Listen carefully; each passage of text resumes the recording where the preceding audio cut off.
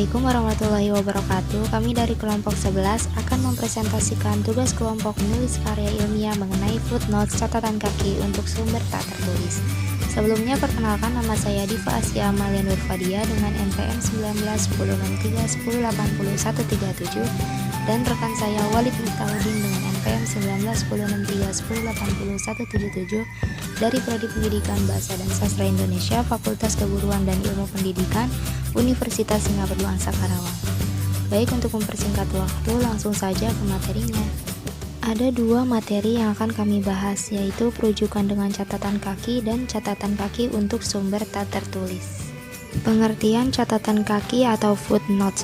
Catatan kaki adalah catatan yang berada di bagian bawah dari halaman karya ilmiah. Biasanya catatan kaki ini dicetak dengan huruf yang lebih kecil daripada huruf teks guna menambahkan rujukan uraian di dalam naskah pokok. Catatan kaki juga digunakan sebagai keterangan tambahan untuk informasi, istilah, atau nama-nama tertentu. Manfaat penggunaan catatan kaki di dalam karya ilmiah yaitu dapat diadakannya penelusuran menyeluruh semua sumber rujukan oleh pembaca. Pada intinya, catatan kaki ini merupakan wujud informasi dari daftar pustaka. Selanjutnya, perujukan dengan catatan kaki atau footnotes. Penulis menggunakan catatan kaki atau footnote sebagai catatan dalam sistem perujukan untuk kerangka teori yang penulisannya diatur sebagai berikut. Ada dua cara penempatan catatan untuk kerangka teori, yaitu 1. Catatan dapat ditempatkan di bawah halaman yang sama dengan nomor pemakalah atau penanda yang disebut catatan kaki atau footnotes. 2. Catatan dapat pula ditempatkan pada akhir setiap bab yang disebut catatan belakang atau endnotes. Baik, selanjutnya presentasi akan saya lanjut. Slide berikutnya yaitu adalah istilah yang digunakan sebagai perujukan untuk kerangka teori suatu karya tulis ilmiah. Berikut adalah istilah-istilah yang digunakan. Yang pertama adalah ibid. Ibid ini adalah kepanjangannya ibidem, berarti kutipan yang diambil dari sumber yang sama tanpa disela oleh sumber lain. Singkatan ini digunakan jika perujukan mengacu langsung pada karya yang disebut dalam perujukan nomor sebelumnya. Jika nomor halaman pengacuan sama, tidak perlu dicantumkan nomor halaman. Namun, jika nomor halamannya berbeda, setelah ibid dicantumkan nomor halamannya. Ibid harus diikuti oleh titik dan dicetak miring. Contohnya adalah seperti yang tertera pada slide. Ibid titik. Yang jika berbeda, ibid titik koma angka. Kemudian yang kedua adalah opcit. Opcit ini merupakan singkatan dari opere citato. Berarti kutipan yang diambil dari sumber yang telah disebut sebelumnya pada halaman yang berbeda dan telah diselingi oleh sumber lain. Teknik penulisannya menggunakan nama keluarga atau marga penulis, diikuti oleh op, cit, kemudian diikuti oleh nomor halaman.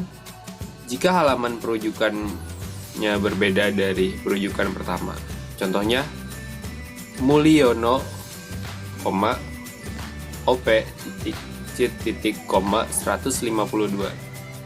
Kemudian yang ketiga adalah log cit, yang merupakan singkatan dari loco citato.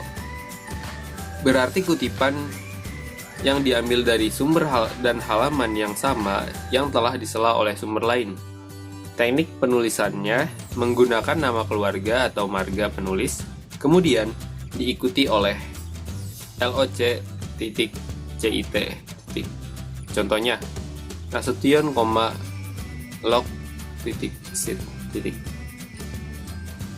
Baik, slide berikutnya adalah catatan kaki untuk sumber tak tertulis.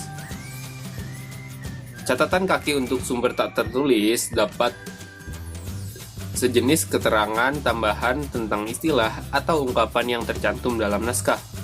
Selain itu, catatan kaki dapat juga berupa rujukan pada suatu yang bukan buku, seperti keterangan wawancara, pidato di televisi, berita di radio, dan yang sejenis dengan itu. Catatan kaki diletakkan di bagian bawah halaman dengan dibatasi oleh garis sepanjang 10 pukulan dari hias kiri. Jarak kaki dinaikkan setengah spasi di depan penjelasan dan diberi kurung tutup. Slide berikutnya adalah contoh catatan kaki untuk sumber tak tertulis. Yang lihat pada gambar pertama, selanjutnya koma dikatakan bahwa apabila seseorang telah ditangkap dan ditahan, tetapi ternyata tidak cukup bukti bahwa yang bersangkutan melanggar hukum, maka pra-peradilan harus memeriksa dan memutuskan nasib tersangka. Nah, di situ terdapat angka 1 di atas. Dan contoh catatan kakinya adalah yang di gambar kedua. 1. Pra-peradilan adalah lembaga yang akan memeriksa atau menuntut sah atau tidaknya suatu penangkapan dan penahanan terhadap seseorang. Kemudian ada contoh catatan kaki lain, seperti di gambar 2. Baik, itu saja yang dapat kelompok kami sampaikan. Kurang lebihnya mohon maaf. Terima kasih.